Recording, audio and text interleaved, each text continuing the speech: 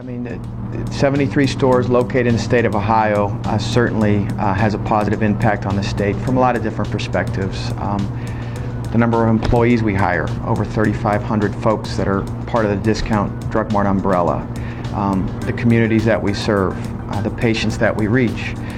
We're pretty proud of our Sync Your Meds program. It's our refill synchronization appointment-based model. And we've had the ability to grow that more aggressively now that we've been on Pioneer, but we have over 18,000 patients enrolled, so 18,000 Ohioans that studies show, you don't have to take my word for it, that they're more adherent because they're part of our Sync Your Meds program than they used to be.